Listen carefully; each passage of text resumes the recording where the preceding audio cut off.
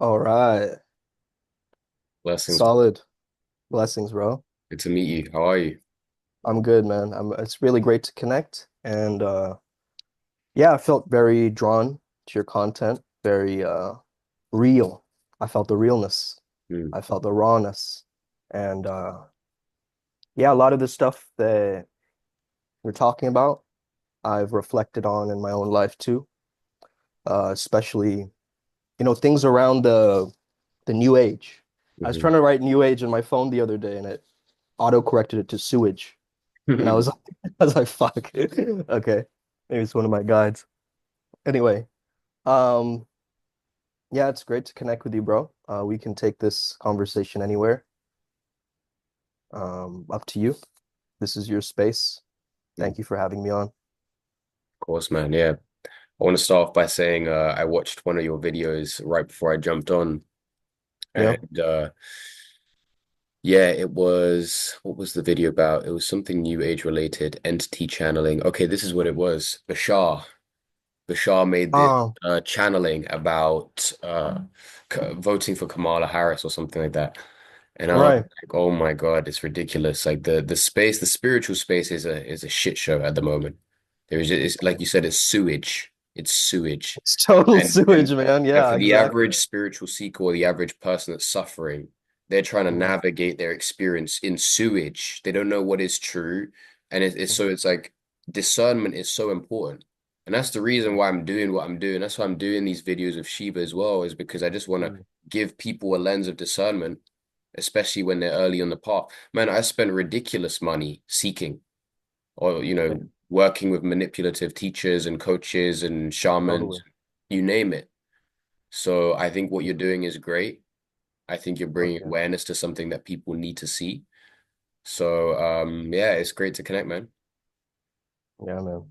Likewise. And I was just watching your little rap battle with Armand and Shiva and and Reese. Oh, Um, Autumn, Armand? yeah, that what was his name? Artem, Oh, right? Autumn, Artem. yeah, Called him Armand, right? Like I just invented a new name for him. yeah, yeah. But yeah, really interesting, man. Tell me about that. What came up? Really interesting energy. Um, very frantic, very disorganized. Mm.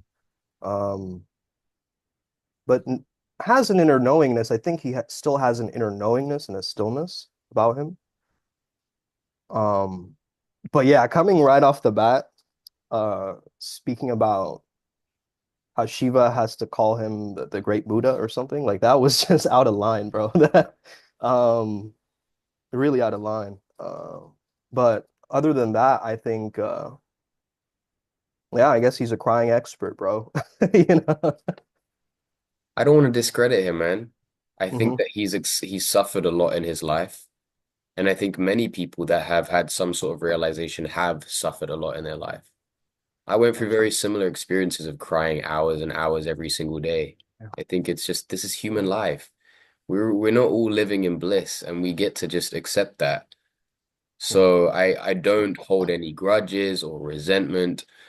However, when someone is claiming to be a spiritual authority and Mm, making money doing so, mhm. all I want is just people can see all of it. And if Right. you can see all of it and then make that decision, great. But I think it's tricky, man, because it's so easy to just create this illusion of enlightenment, this mask of enlightenment, and Totally, then bro. deceive people. You can absolutely deceive people. And, like, I'm not going to say her name, but another enlightened teacher who was in the process of raising millions of dollars for her project, but Mhm. equally has that same narcissistic traits and that inability to Mm, inquire about her own bullshit. yeah. So I think it's very interesting. Somehow I'm just naturally being pulled towards this yeah, just like shedding light on the It's spiritual epic, beings. man. It's what is needed right now in the field, in the collective. I think that I came from the acting world, acting background, bro. So I know all about being fake and putting an image and creating a persona. Been there, done that, man, and It's just I realized it wasn't fake it till you make it. I did a lot of research in that field, I could say. I realized it was act it till you fact it, Mm, remembering the real self. That's way better than fake it till you make it. Because authenticity isn't the absence of role play, I learned. mm, It's the conscious embodiment of the roles that reflect, um, your deepest truth. mm, That's it. So, yeah, man. Really, it's been a while. It's been a long journey, and mm, everything feels now like,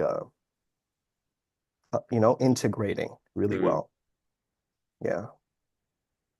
Tell me about how acting played a role in your spiritual awakening. I recently had an actor actually on my show, Oh, and interesting. his name's David Dayan Fisher. Very interesting character. I think you'd like him Yeah. quite a bit. He lives in California. Very cool. Um, and he got swept up into the whole Hollywood scene and was doing all of these big shows, NCIS and whatnot, and then had his awakening. But I guess one of the things that I find interesting about actors is that as you go deeper in your realization and you raise in consciousness, you almost realize that everything is an act. It's like Yeah, even me right now talking to you, I'm acting, truthfully, totally. you know. Or as Bruce Lee would say, acting, unacting, right? Because there's that fine line of like authenticity and then the fakeness. It comes up, right? It's Yeah. the ego and the soul playing tug of war, and it's like we gotta accept it and roll with it. Hmm. Yeah. So yeah, I'm Yeah. curious about So your process and how acting led you to where you are today. yeah, man. So I started out in the theater world. I was like a very loner kind of theater kid. I just went into drama rehearsals and just played these different roles, these different characters. That would set me free because it gave me permission to be confident, gave me permission to be charismatic. It gave me permission to do what I actually wanted to do and wanted to be like. And during that time, I would imitate voices. So really good at like, impersonations, imitating voices and things like this. And I got hooked on it, after a while. I remember having an ego death moment on stage where I forgot my lines. And that nerve-wracking moment of just like being on stage and just like not knowing. I was Dogberry, I remember from Midsummer Night's Dream or whatever, high school. And I forgot my lines. And it's terrifying. I didn't know what to say, but suddenly something took over me. I don't know what it was, but some something told me to keep going and that you're safe in this role. And I started to improvise, still not Mm. knowing my lines, but still adjusting with the scene. And that's when I started to realize the power of that ego death, that moment of like just stepping outside of yourself and realizing like, fuck, I'm holding the joystick on this shit, right? So yeah, Very acting interesting, has played man. a huge role, man. Yeah, Very interesting. It's like the ego wants to plan everything. It wants to have the totally. script and this whole like this is how I'm gonna do everything. It tries to control everything. I had a very similar experience when I used to speak on stages for my business. And there Hmm. was one event. It was a digital, like virtual event during COVID. There was like Yeah. 7,000 people watching live. And I've got like my one of the OGs that I used to look up to in the space, like speaking alongside me. And I remember I had it was almost like a specific script that I had wrote, but it was like my teacher at the time who was guiding me with authentic expression. He was an actor. And Mm. so he was like guiding me from the lens of acting with script and whatnot. And I remember Mm. I froze on my words as well. But I realized that it was yeah, because I didn't feel like I was being absolutely authentic. But when I let go of Mm. the need to control it and I let go of the need for a script and fall into this like improvisation, then a natural energy was just speaking through me, way more Yeah. authentic energy. So It's like I'd say it's like state independence. It's like let's just say some people are like, I need to feel this way in order to take this action, right? So they need to set up a boundary for themselves in order to even acknowledge or do that thing, hmm, right? So I feel too shy to speak to her, or I feel confused by making this buying decision. So I think that acceptance is a huge thing, man. Like what you just said about acceptance, that's a wisdom tsunami because that's really like I'm fascinated with the flow state. I've dedicated my entire life to studying it. Did a master's in the UK actually at East UEL. Mm, Um, and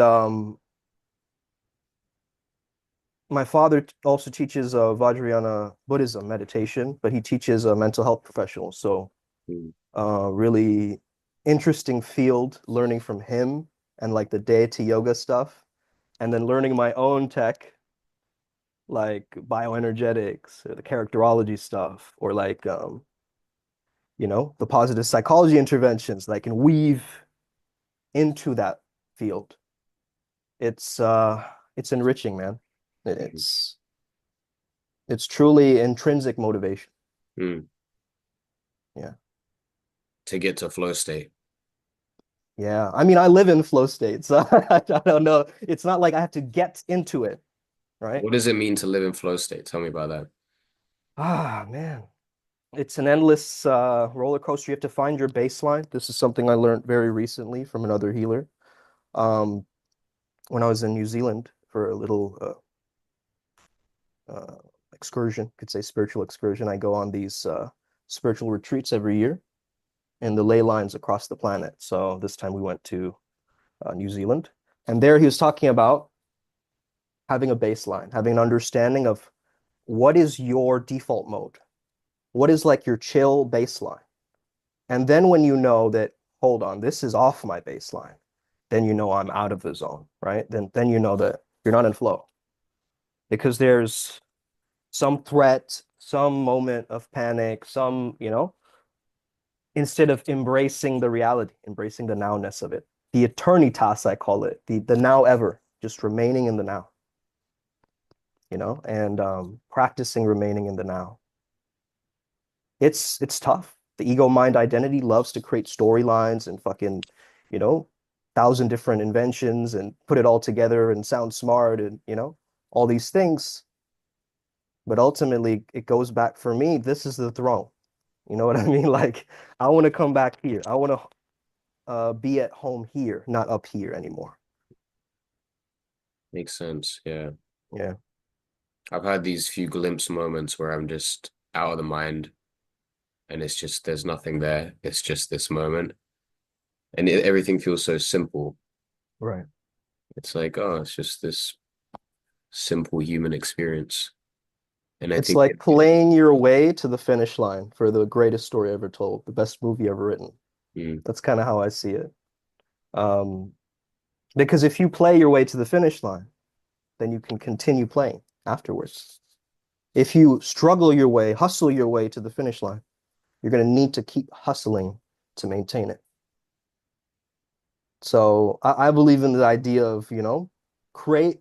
I don't believe in raise the vibration, as most of these communities are saying. I'm talking about maintaining the vibration, mm.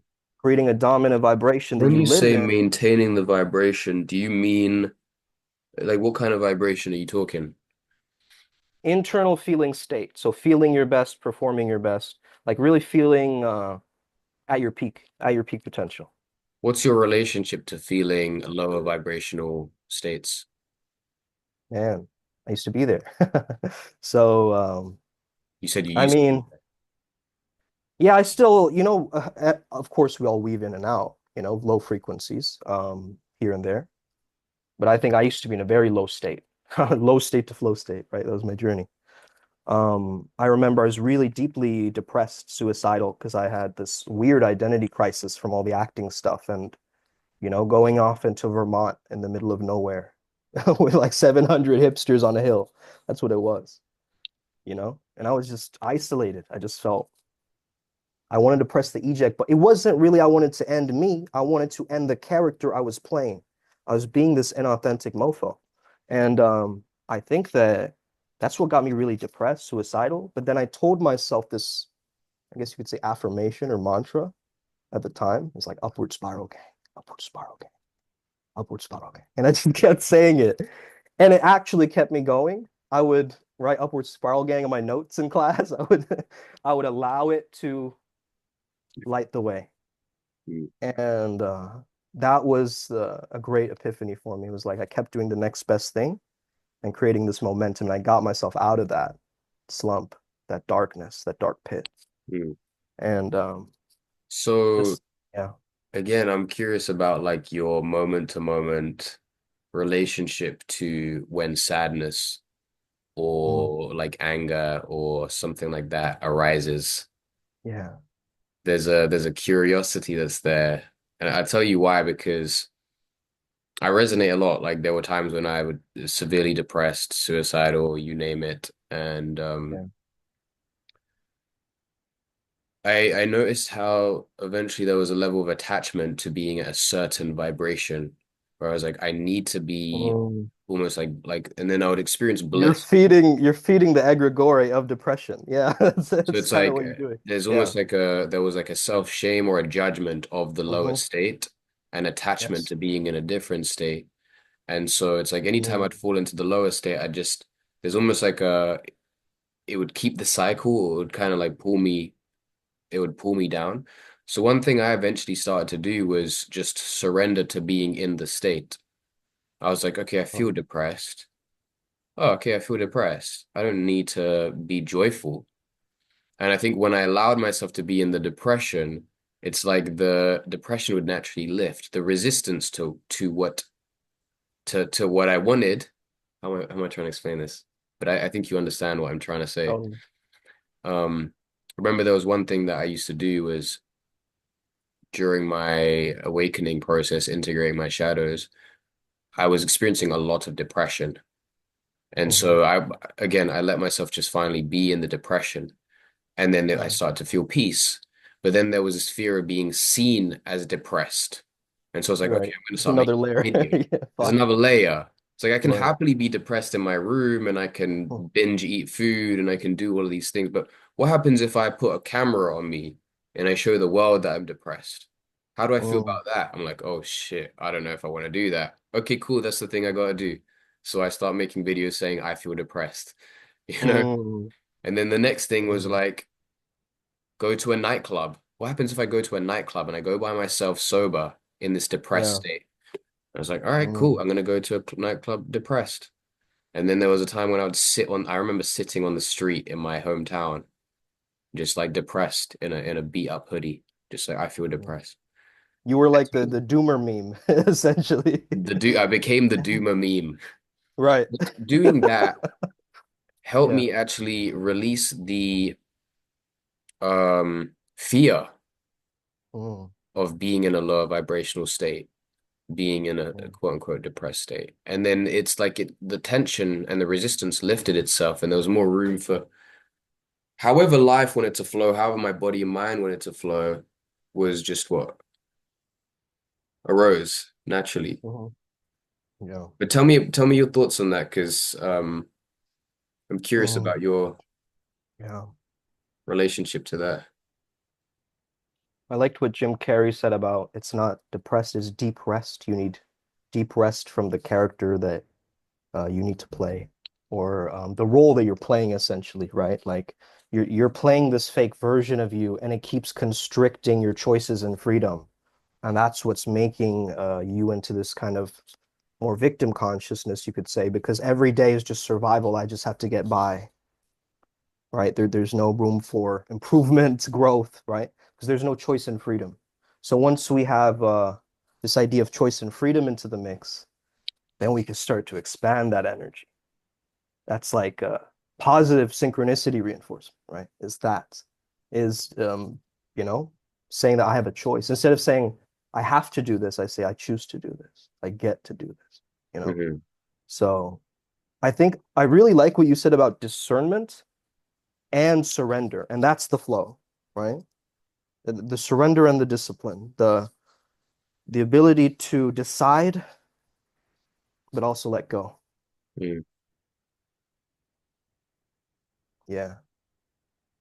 Yeah, man. We're just in this pocket right now. I can feel it. But In yeah, in this pocket, what do you mean? I mean, you can give it so many different names. The zone, Mm. uh, comedians call it the forever So box. tell me, like, say you wake up one day and you're feeling a wave of sadness Yeah. or a wave of depression. Like, what do you do in those moments? Tell me about the relationship you have to your body and mind as it's experiencing that. Mm, And yeah, I guess walk us through it. yeah. So first I check in with myself, do a quick check-in. What am I feeling right now?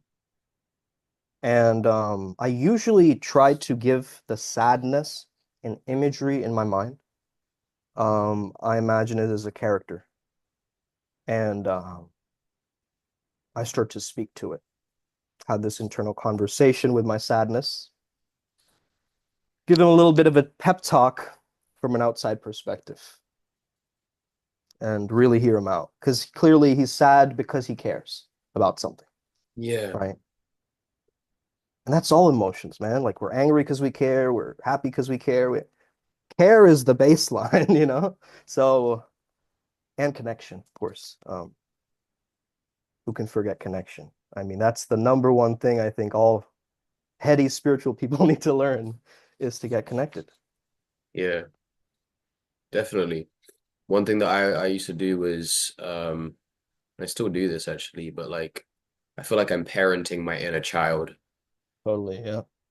So it's like if the inner child is feeling anger or it's feeling sad or whatever, it's like, all right, little Leo, feel what you need to feel, you know, Right. and then just let it be expressed and hold it in whatever what it wants to feel. Be intimate with that side of myself rather than make it wrong or reject it or say you have to be in a different way.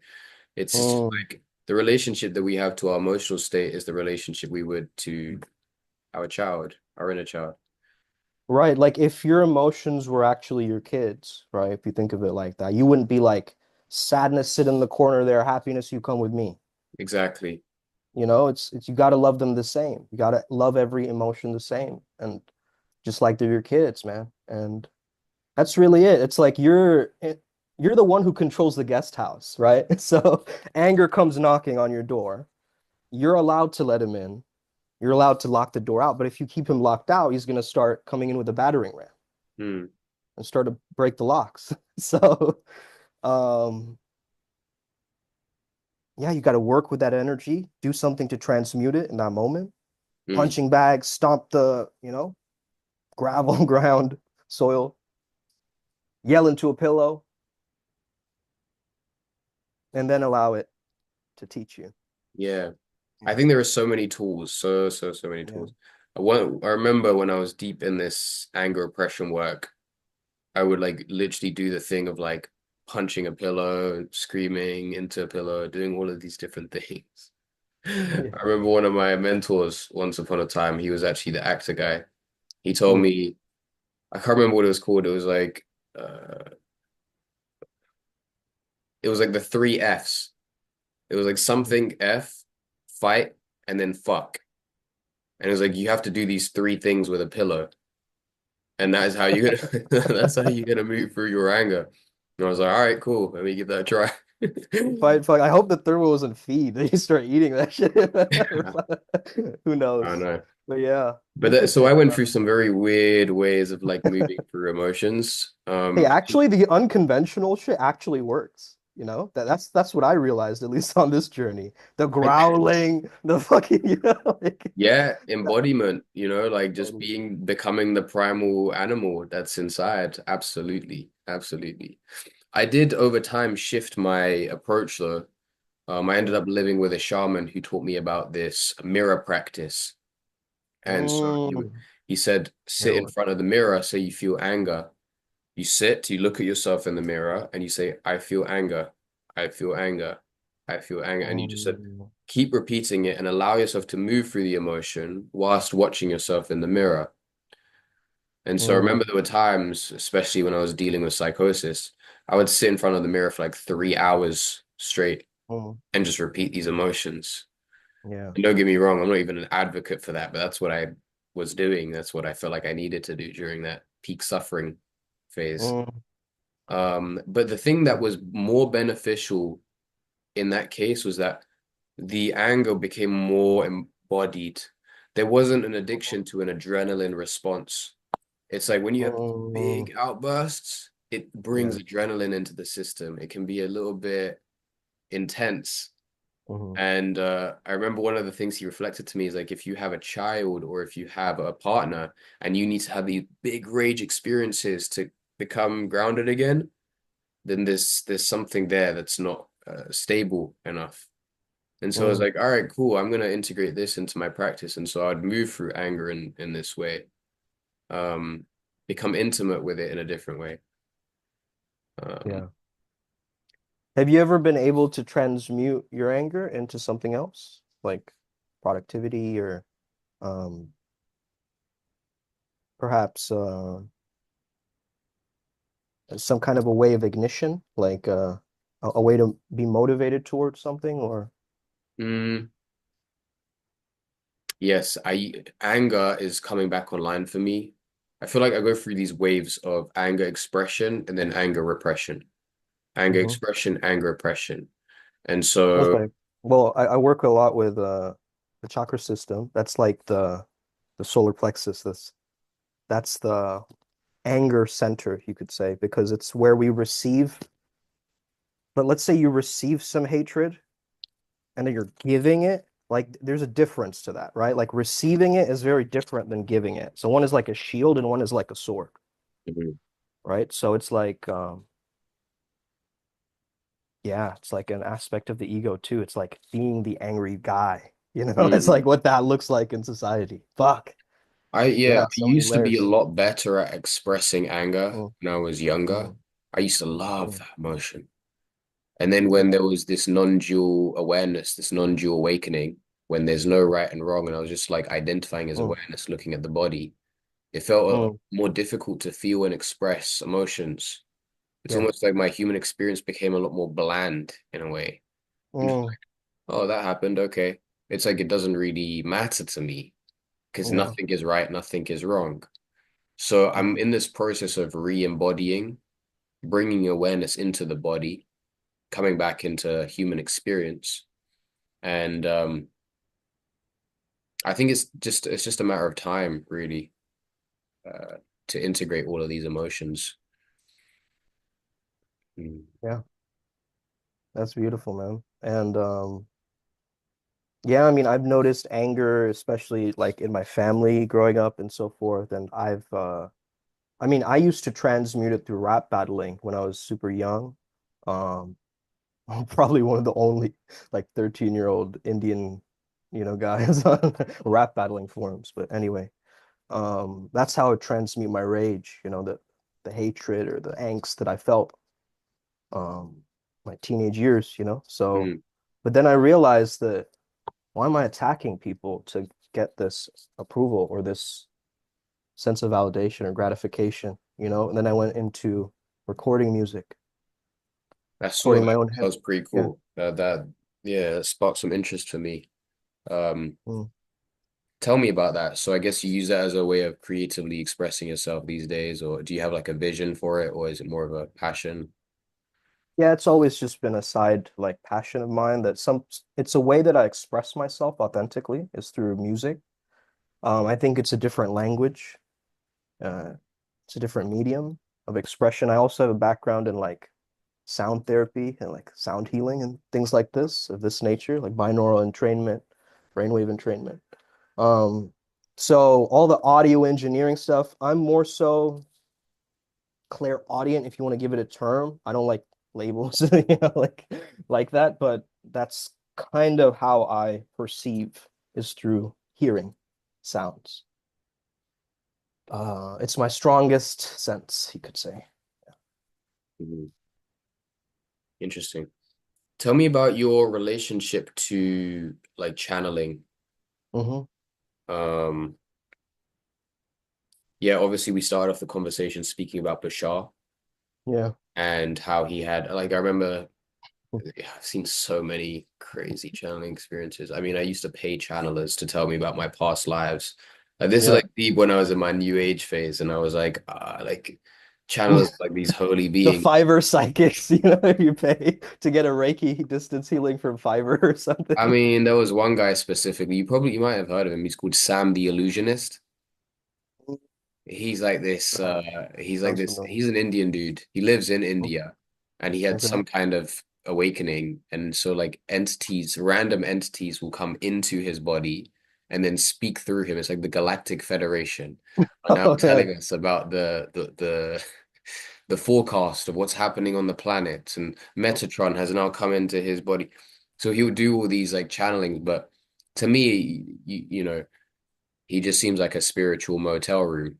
You know, it's like someone that's just like yeah. giving up his Fuck. sovereignty Mm, time and time again. yeah. So I'm quite curious to know about your relationship to channeling and like external influences. Yeah. So first and foremost, I think my personal channeling journey, I think officially started maybe 2 or 3 years back, where I started to delve into deep states of silence outdoors. So I would just go into nature and just sit there, contemplating and allowing whatever would come up to come out. If I got a download, if I got something that was interesting, I'd write it down, I'd record it, something like this. So that's kind of where it started. And of course, I had a background in like hip hop, so freestyle rap would be something that I do constantly to shut off my mental chatter.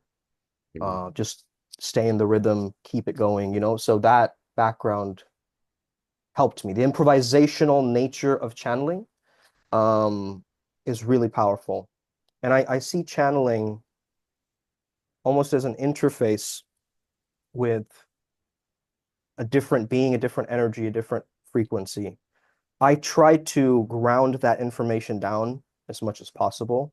And I work only with flow state specific entities. So I don't go outside of that theme to look for, little tricks or like, little manipulations or ways like that. I stick to my theme. I stay in my lane and I know what I'm trying to create, which is helping people access flow state more readily in their lives, like making it highly accessible to people to just tap in whenever they want. Um, Understood. So basically, what I'm understanding is that is it like a specific being or are this a group of beings that support with achieving that flow state? If you can expand on. yeah, so this is a completely unique model. Maybe you can find it in some literature somewhere, little bits of it, but this has kind of been fully formulated into a system for us. So now it's just taken so many years from all these bits of data and, channeling attempts, and now it's all coming together. Could you repeat your question, brother? Yeah, the question was about whether it's like a specific like being that you work with that supports you in achieving flow state. I guess I'm just trying to understand your relationship to like I want to understand a layer deeper of this like Yeah. channeling stuff. Is it the same? Is it similar to this, you know, Sam the illusionist guy, or do you have more of like a conversation or I'm just curious about what that dynamic is. Yeah. So usually every Monday I channel. um for free. You can access it in my Telegram group and just join, just test me, if I'm fake, if I'm a charlatan, if I'm a skeptic. If you're a skeptic, test me, put me on the spot. I will speak about everything though from my own experiences and my direct experiences from this. So yes, I do work with specific beings and entities. um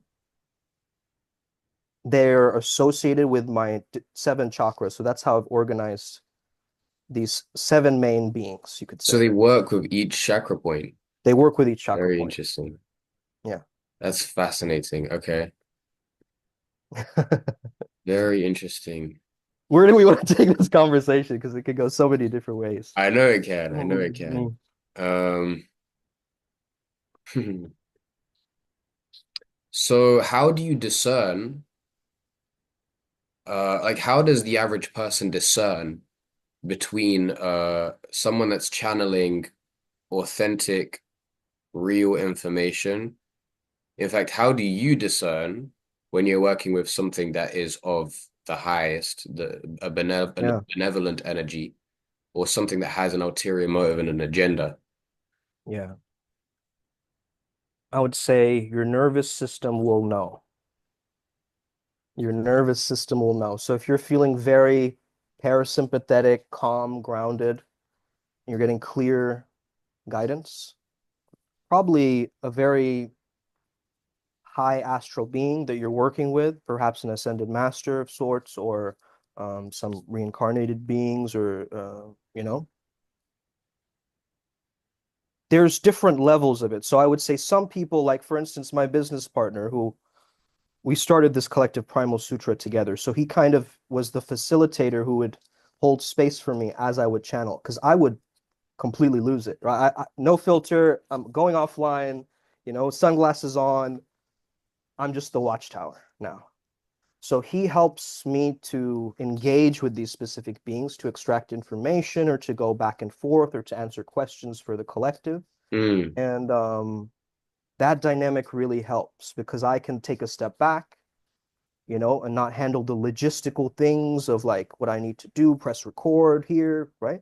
mm. Um, and that allows me to flow and maintain that vibration. So Oh, I would interesting. say, I Wow. would say like false light beings or very dark negative beings usually you'll feel a drop or a drain in your energy, and When a being comes in, you'll feel a drain in your energy. you'll feel a heaviness or a density. Yes, you'll feel like a um at least this is from what I've experienced. So your nervous system will feel like paranoid or almost like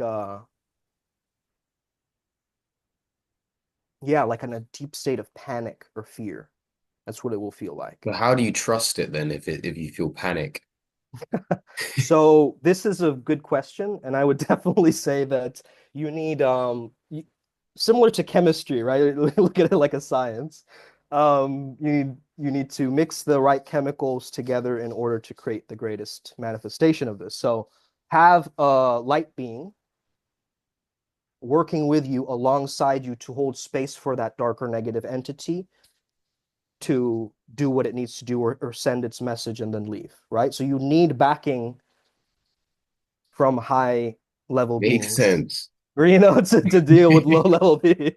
Yeah, That's yeah, so interesting. So just to yeah. be clear, you do work with lower level beings to I work with a few.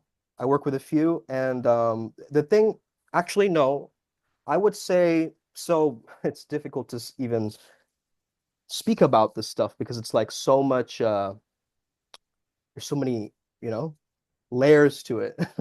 But anyway, so there's the oversoul and the undersoul. The undersoul is basically the levels below. So it's like your own subconscious, your own inner world. The oversoul is like your superconscious mind, where you're, I know I'm speaking like a schizophrenic right now. This is what I Bro, no, mean. no, no. It's Listen, like, I understand you. Let me give some mhm, context as well. mhm, I've had many experiences with entities and channeling yeah, myself. Okay. yeah. I've been to Joe Dispenza events where people are perceiving like freaking Arcturians jumping into people's bodies. Like Okay, so I've one thing I experienced want to say about Joe Dispenza is like, I think so someone I just recently wanted said to that give you he, context. So I'm not like judging you as a schizophrenic. I'm just like yeah, curious, okay? yeah, Because for me, I guess the first thing that came to my mind, I wouldn't say it's a red flag, but it's oh, that's interesting. But like yeah, working with darker or lower level entities, you know? yeah, So I'm like curious about what your intention is with that and why do you feel that's yeah. beneficial for the collective or whatever your agenda is? Oh man, there are deep layers to this. So, number one, it comes from a crippling porn addiction that I had to go through, in that phase of just rewiring that. So I worked with the demon of lust, Asmodeus, during that time where I was heavily influenced by his energies and just like really just, Wow, that's in it, in fascinating. it, in it, like really in it. And I used Padmasambhava's help to basically make Asmodeus kind of more of like a guard dog for me rather than a being that just constantly, aggravates me, pokes me, like kind of like a big older brother that teases you,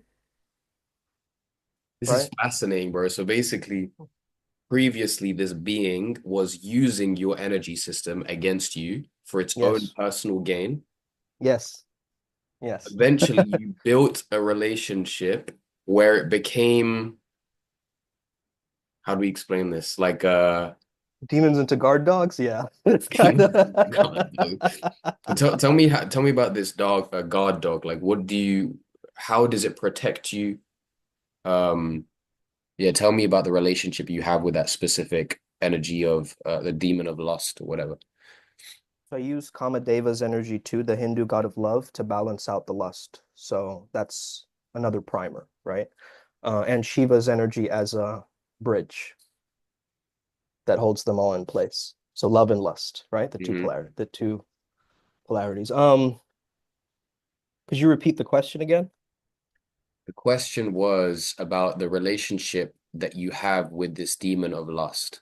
Because Hmm. previously it was like one where it was taking advantage of you using it for its own gain, and Right. now you have it as a Man, it's been a long journey hiring tantra coaches, like trying to go on no fap, semen retention. Like a lot of that was just me trying to cope with the fact that um like I couldn't fully embrace my true authentic sexual nature and my sexual prowess. Like I didn't double down on it. You know what I mean?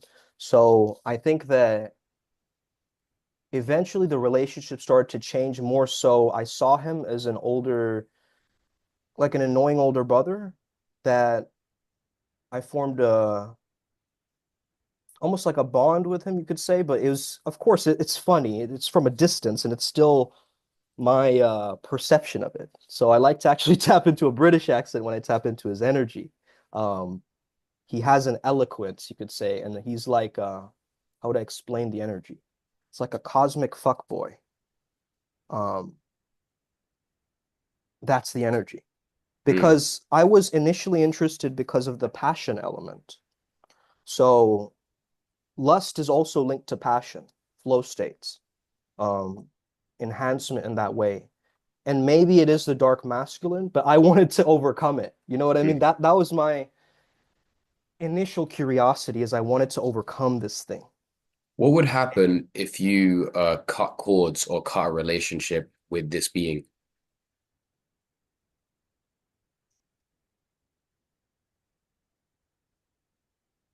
Hmm.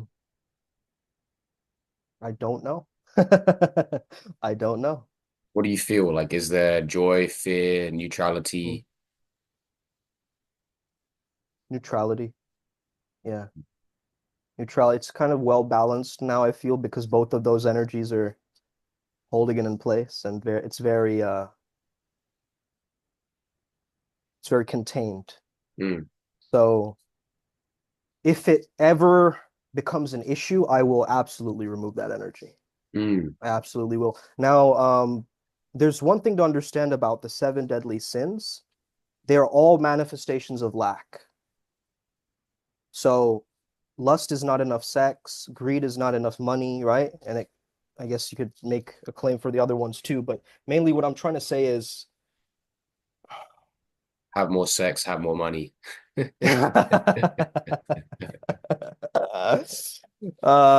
that's one way to say it, right? Let's get laid to get paid. Um, yeah, basically a way to understand that is just like be in abundance, be in that I am, right? I have Instead it. of the lack. Okay. Interesting. There, man. This is a fascinating conversation. I'll tell you that. I'm actually learning quite a bit. Um, Mhm. there's something that happened with me as I started to deepen in my process, where I create a whole new perspective on channeling and entities. I guess Mm, I used to give up my sovereignty to entities myself. And mm, I used to get like addictive patterns and yeah, looping thoughts and all kinds of different things. And yeah, so one thing I would do is I would communicate with these beings to understand what their agenda is. Like, what do you actually right, want? right, And a lot of the time I noticed they would come from in a wound where I was repressing myself. If I was right, repressing anger, it's like there would be a being of anger, angry right, intent that would uh it's like it would take advantage of me if I would not express that anger emotion that's within me. to me, it Absolutely. feels like shadow work on in the It most is. Totally. physical way possible. It's like Carl Absolutely. Jung talks about your shadows and your demons and all of this other stuff. Whoever's experiencing entities on this level is like deep in the shadows and Absolutely. That's working the really undersoul heavy. energies, man. Yeah, I'm telling you, it's real. So It's a yeah, absolutely. it's some very real stuff. And I guess when I start to connect with the frequency of God, the blissful Mm, kingdom of heaven energy, mm. where there is nothing that you need outside of yourself. You are a sovereign being and God speaks through you. It's like these entities and these demonic beings, they have Scatter no like room cockroaches. here. Yeah, totally. So this is kind of the path that I feel like I'm walking down now is just this absolute sovereign connection to God and Mm, discernment around demonic energies and whether or yes, not they are allowed into my field. yes. That's beautiful, man. Yeah, I have a very similar journey. So I see flow state as a gateway towards transcendence or God in a certain way. So when you're fully tapped in to really doing something, that's God, you know, just flowing through you. And what is not God is an illusion. So that's kind of how I framed it is like anytime that I'm not in flow, I remind myself it's not real. So that helps me come back to my baseline again, be in the zone. I always say in my videos, may the flow be with you, like in Star Wars, right? May the force be with you. And I say that because it's not a force, it's a flow.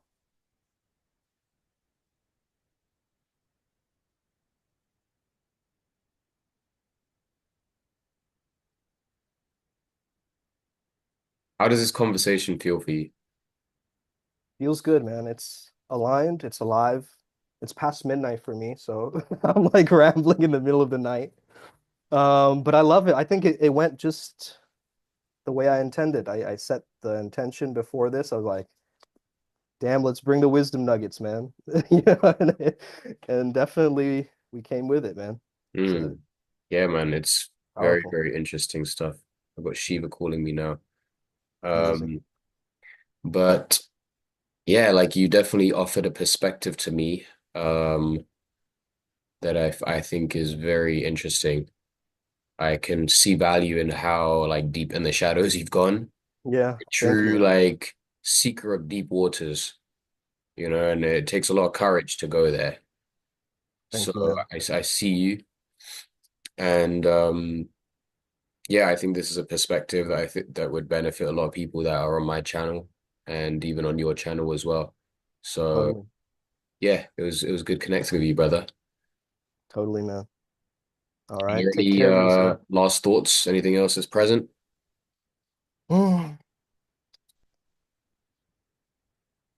It's something I heard recently from a mentor. I am the creation. Everything I create serves me, and the creation is finished. Thank you all. And May so the it flow be is. with you. Blessings.